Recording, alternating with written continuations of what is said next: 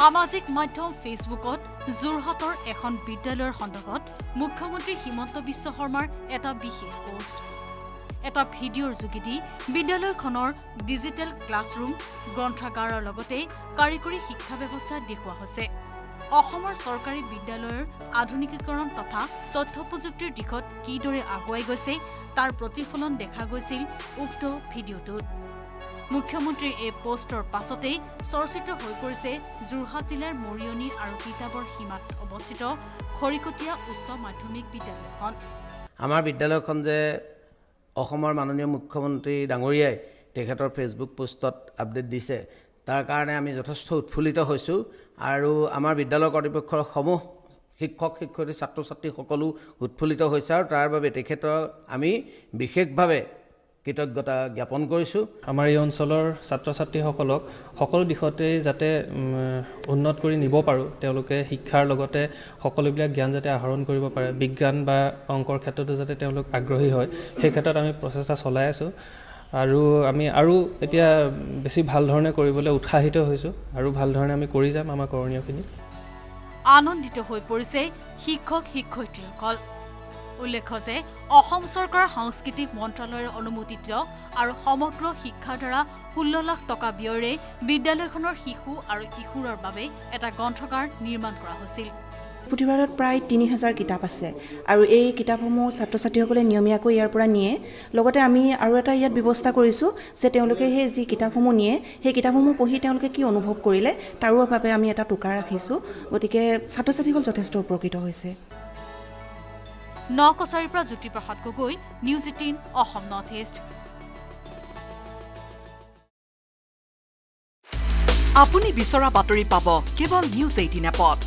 news 18 app download কৰিবলৈ scan কৰক এই QR কোড গুগল প্লে ষ্টৰতো পাব এই নিউজ 18 এপ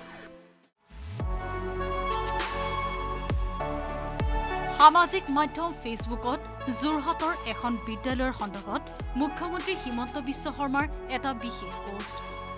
এটা ভিডিঅ'ৰ যোগেদি বিদ্যালয়খনৰ ডিজিটেল ক্লাছৰুম গ্ৰন্থাগাৰৰ লগতে কাৰিকৰী শিক্ষা ব্যৱস্থা দেখুওৱা হৈছে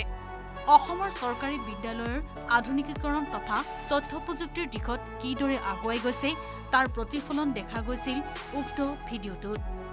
মুখ্যমন্ত্ৰীৰ এই পোষ্টৰ পাছতেই চৰ্চিত হৈ পৰিছে যোৰহাট জিলাৰ মৰিয়নি আৰু কিতাবৰ সীমাত অৱস্থিত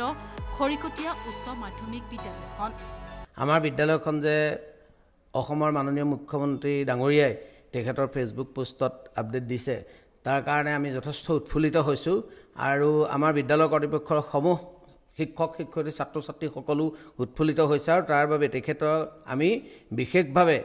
কৃতজ্ঞতা জ্ঞাপন কৰিছোঁ আমাৰ এই অঞ্চলৰ ছাত্ৰ ছাত্ৰীসকলক সকলো দিশতে যাতে